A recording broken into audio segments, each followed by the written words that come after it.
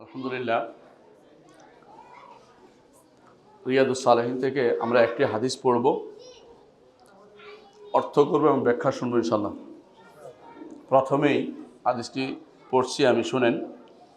আন আবিল আব্বাস আব্দুল্লাহ ইবনে আব্বাস ইবনে Abdul Muttalib রাদিয়াল্লাহু আনহুমা আন রাসূলিল্লাহি সাল্লাল্লাহু আলাইহি ওয়াসাল্লাম ফীমা ইয়ারবি আন রাব্বিহি তাবারাকা ওয়া তাআলা ক্বাল ইন্নাল্লাহা কাতাবাল হাসানাতি ওয়াস সাইয়্যাতি সুম্মা বায়্যানা যালিকা ফামান হাম্মা বিহাসানাতিন ফালাম ইয়ামালহা কাতাবাহা আল্লাহু তাবারাকা ওয়া তাআলা ইনদাহু হাসানাতান কামিলা ওয়া ইন হাম্মা বিহা ফাআমিলাহা কাতাবাহা আল্লাহু আশরা হাসানাতিন ইলা 700 দাফিন ইলা দাফিন কাসীরা ওয়া ইন হাম্মা বিসাইয়্যাতিন ফালাম ইয়ামালহা কাতাবাহা আল্লাহু ইনদাহু হাসানাতান কামিলা ওয়া ইন হাম্মা বিহা ফাআমিলাহা কাতাবাহা আল্লাহু সাইয়্যাতান ওয়াহিদা। মুত্তাফাকুন আলাইহ।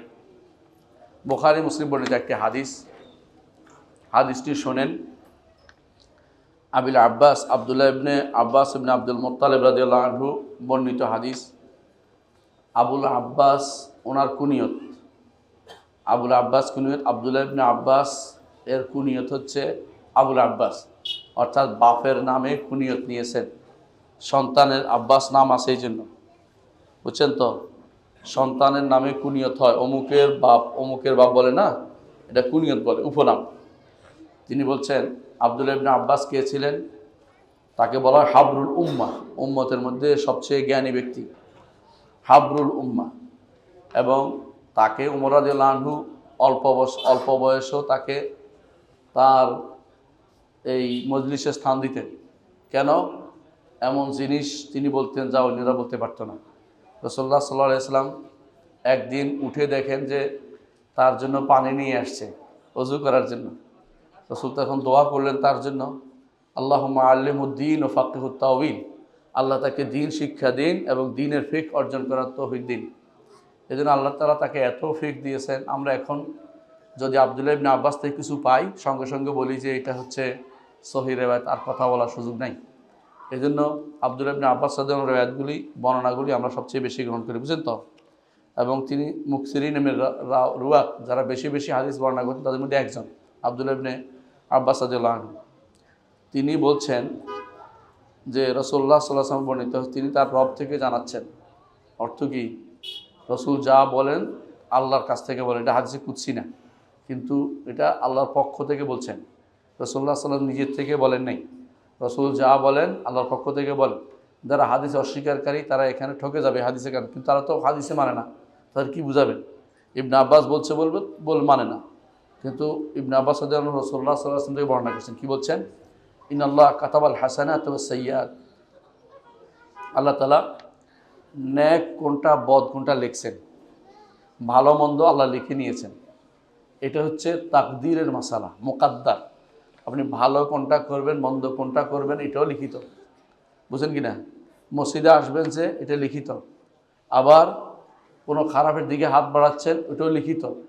তাকদীর মাসালা সব লিখিত। তো আমরা তাকদীর উপরে চলি।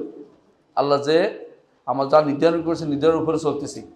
তাহলে বলতে পারে যারা জাবরিয়া, তারা বলে, কাদারিয়া, তারা বলে তাহলে এমনিই তো চলতেছি, আমাদের দোষ কি? দোষ হচ্ছে এটা, আমি তো জানি না কি লেখা হয়েছে। আমার জন্য দায়িত্ব হচ্ছে লেখা কি হয়েছে এটা না খোঁজা, আমল কি করতে পারে এটা খোঁজা। আল্লাহ আমাকে সুযোগ দিয়েছে আমল করা, বিবেক দিয়েছে কোরআন বুঝার, হাদিস বুঝার, সেটা অনুসারে আমি যেন আমলটা করি। আর মালুফা কুলুন মুয়াসসারুন লিমা খুলিকা লাহ, আমল করে যাও, প্রত্যেকের জন্য যেটার জন্য সৃষ্টি করেছে সহজ করে দেওয়া হবে। সুতরাং আমার দায়িত্ব হচ্ছে আমল করে যাওয়া, আর আল্লাহ কি লিখছেন এটা ঈমান রাখা। অবশ্যই ভালো মন্দ সব লিখেছেন, কোনটা ভালো কোনটা মন্দ তাও নির্ধারণ করে দিয়েছেন আল্লাহ তাআলা। তারপর বলেছেন কিভাবে নেক এবং বদ হয়, কিভাবে বেশি নেক হয়, কিভাবে কম বদ হয়, কিভাবে পদ্ধতিটা বলে দিয়েছেন। সুম্মা বায়্যানা যালিকা, তারপর তিনি এটা বর্ণনা করেছেন।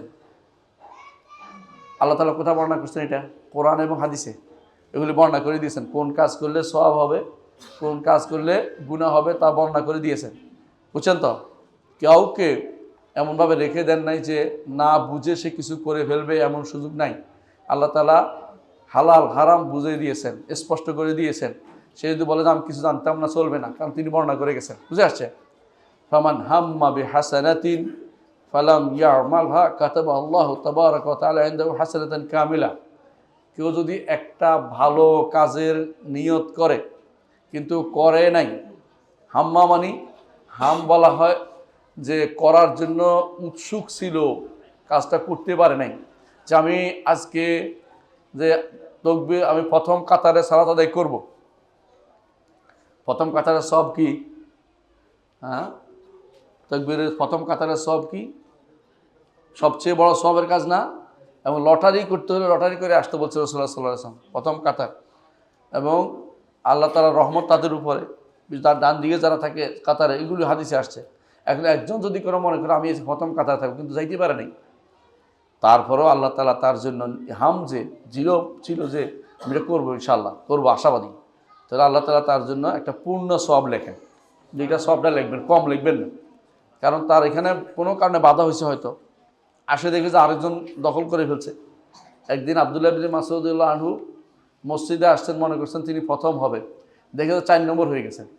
তিনি আফসোস করে বললেন, আর 4 নম্বর হয়ে গেলাম আমি, মানে 1 নম্বর হইতে পারিনি, প্রথম ব্যক্তি হইতে পারিনি। তাহলে বোঝা গেল সাহাবায়ে কেরামের এরকম হাম ছিল যে ভালো কাজের নিয়তটা তাদের থাকবে। ফামান হাম্মা বিহাসানাতিন ফালাম ইয়ামালহা কাতাবাল্লাহু তাবারাকা ওয়া তাআলা ইনদাহু হাসানাতান কামিলা।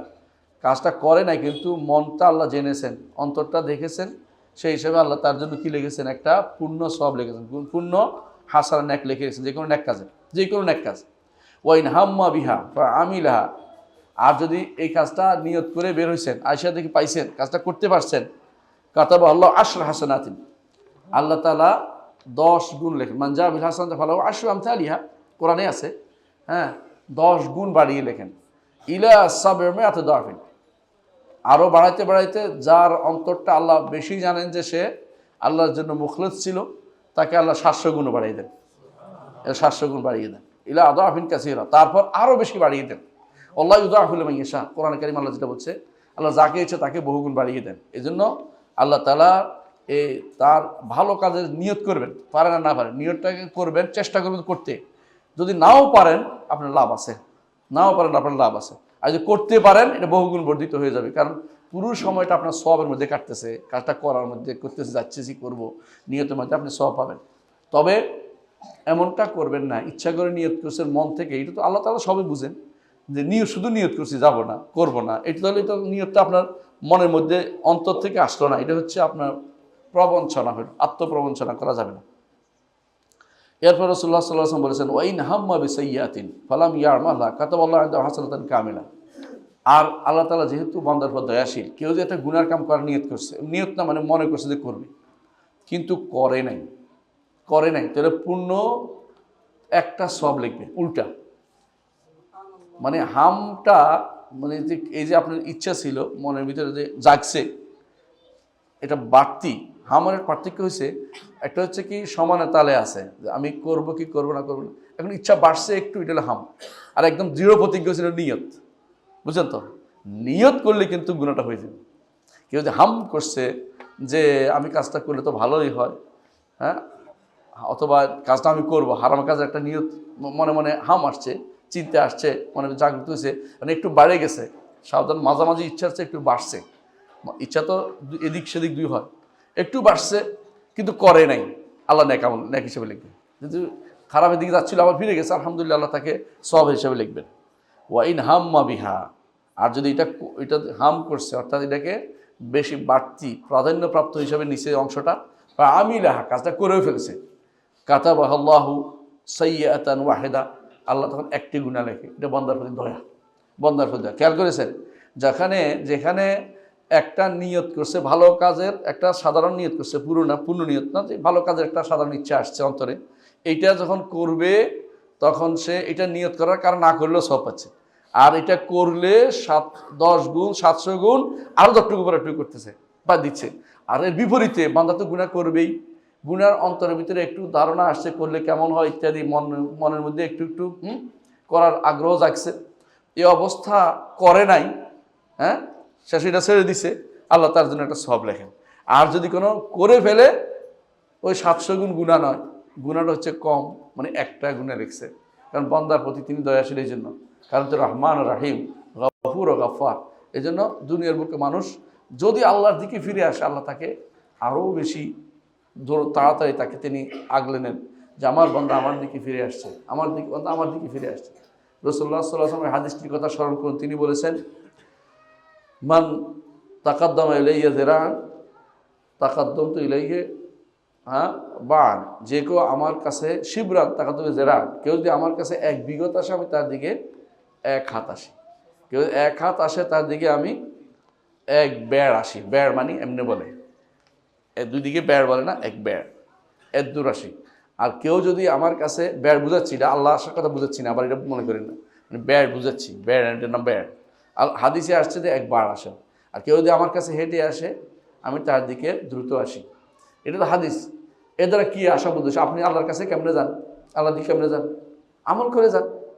আল্লাহ আপনাকে ঠিক অনুরূপভাবে সেটার প্রতিদান দেন, সেটার জন্য তিনিও নৈকট্য লাভ। আপনি আল্লাহর দিকে যত নৈকট্য লাভ করতে যান, আল্লাহ আপনার দিকে আরও নিকটে আসেন।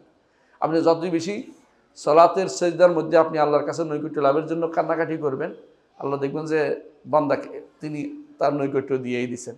এই জন্য তত বেশি কাঁদবেন তত লাভ, যত বেশি তার দিকে যাবেন ততই লাভ। আপনার খোঁজার দরকার নেই কেমনে যাবো, কারণ এটা তো হলো এই যে কোরবটা, এই নৈকট্যটা মাসাফা দিয়ে নয়, মানে হাতে গোনা জিনিস না যে আমি এত এত মিটারে গিনি জিনিস না, এটা হচ্ছে অন্তরের নৈকট্য। আল্লাহ কাছে টানবেন তাকে, বান্দাকে দূরে ঠেলে দিবেন না, বান্দাকে কাছে টানবেন যদি বান্দা তার দিকে আসতে চায়। এজন্য আপনি মনটাকে সবসময় আল্লাহর দিকে করবেন এবং চেষ্টা করবেন যে একটা ন্যাক আমলের চেষ্টা করি, ন্যাক আমলের চেষ্টা করি।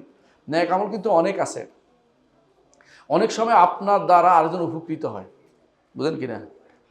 আপনি একটা কাজ করছেন, এটা দেখে আরেকজন মনে করে ও করছে আমিও করব, এটা ভালো কাজ।